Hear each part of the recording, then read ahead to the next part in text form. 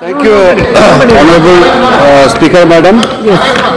First of all, I thank you for giving chances to so many honorable members to speak on very important discussion on the situation of floods and drought in the country.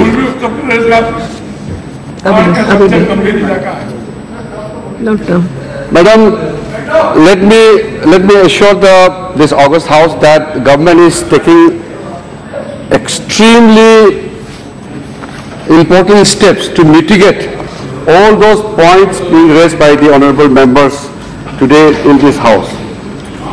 Madam, about 70 to 90% of the rainfall in India happens within the span of June to September. So we are now in the month of July. So this is the time where the maximum rainfall takes place in this country. And this year, the monsoon had arrived 3 days in advance. It hit Kerala on 29th May. And thereby causing unprecedented rain, especially in the state of Kerala and many other parts of the country. The problem in Kerala, which I have visited myself, I have seen it.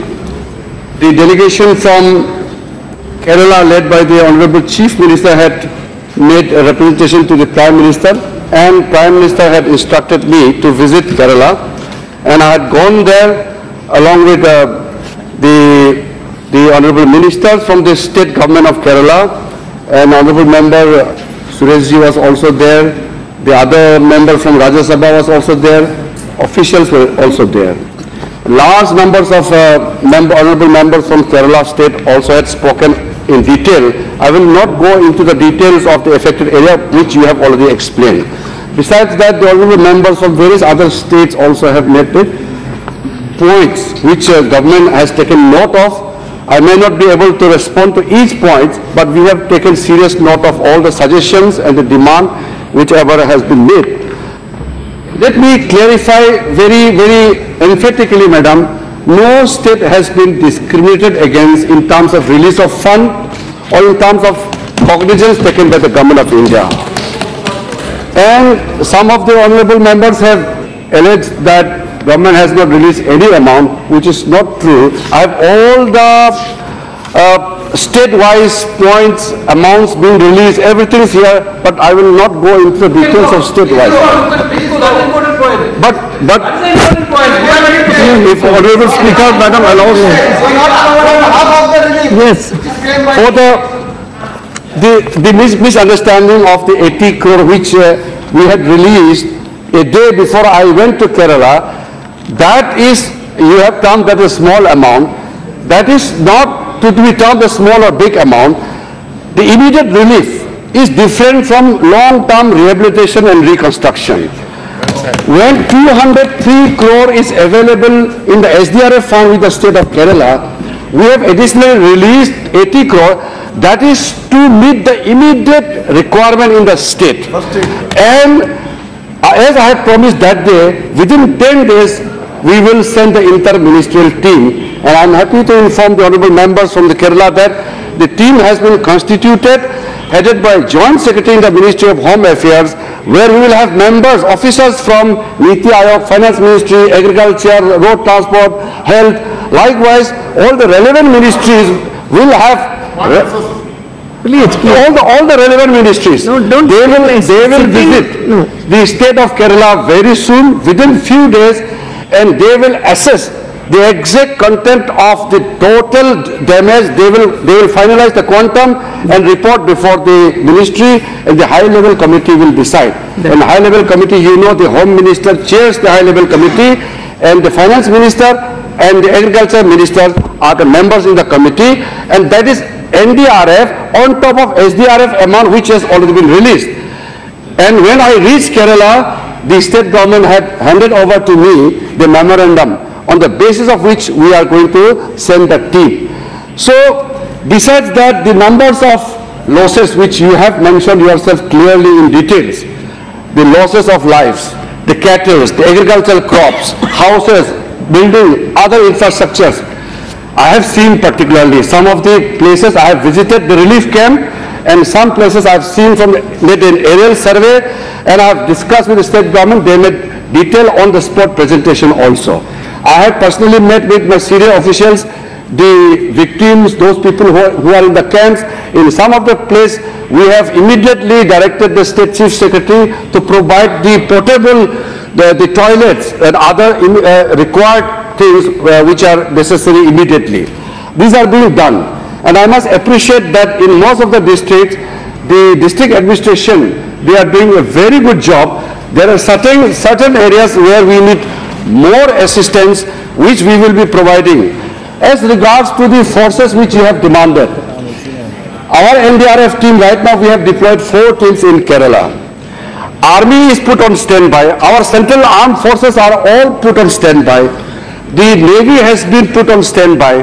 The boats which you require are already been asked to put on the spot wherever it is required.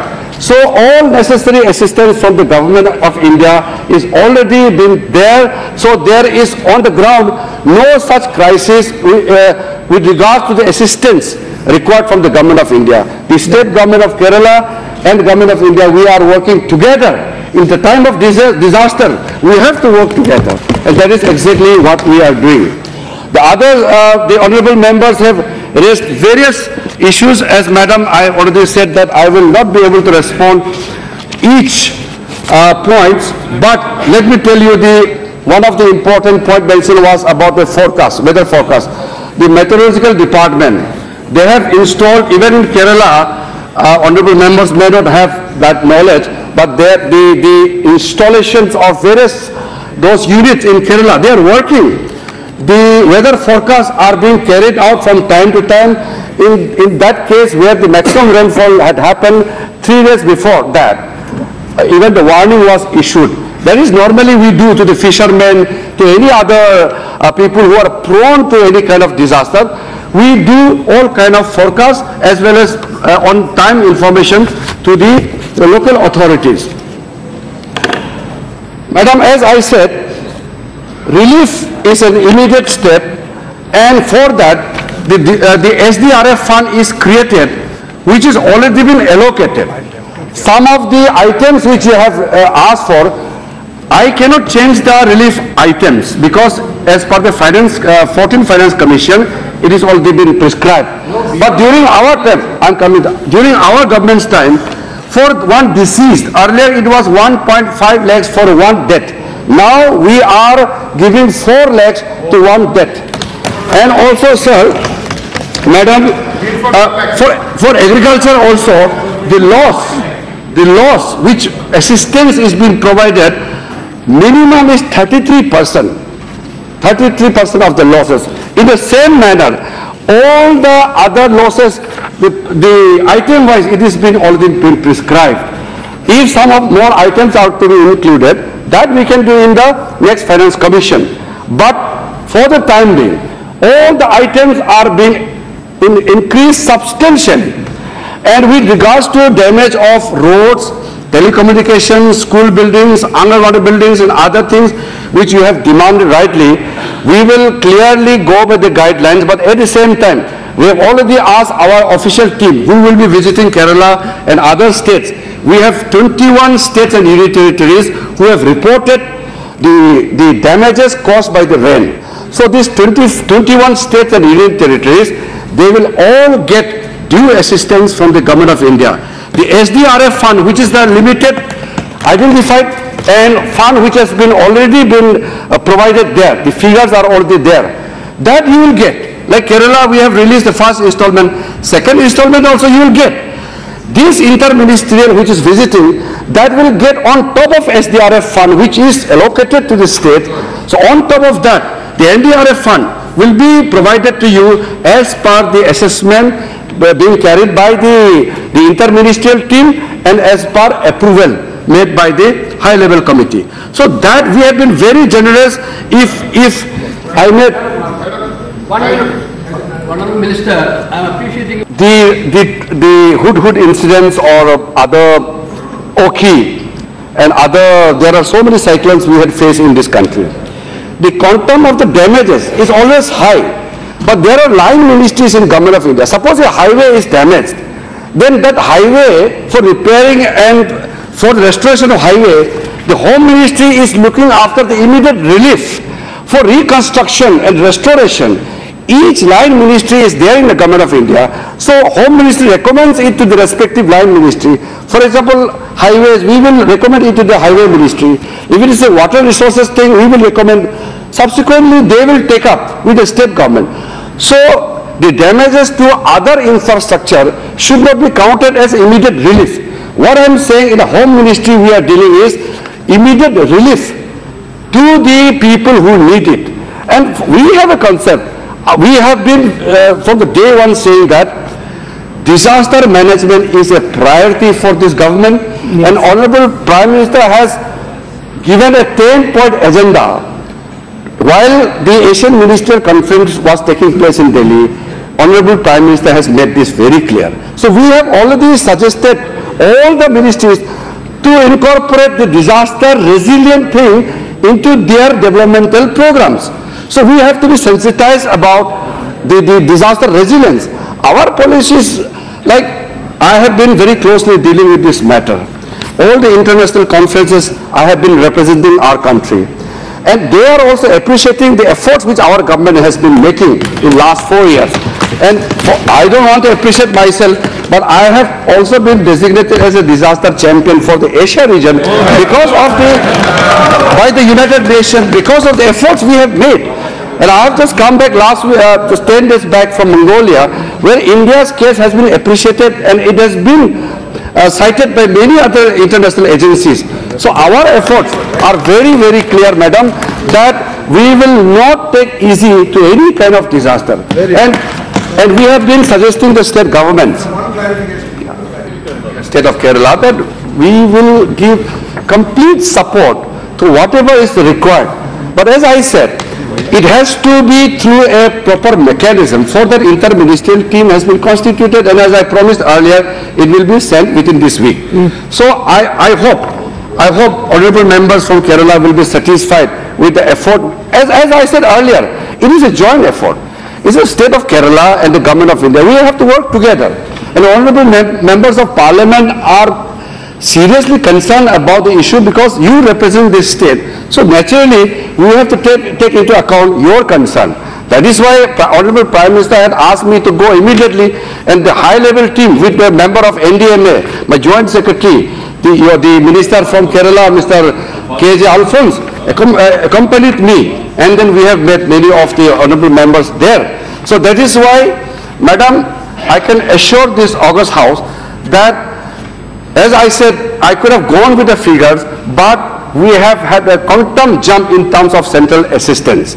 So when you are reading with the figures of SDRF, which is there provided to you, that is already being identified, which I cannot change.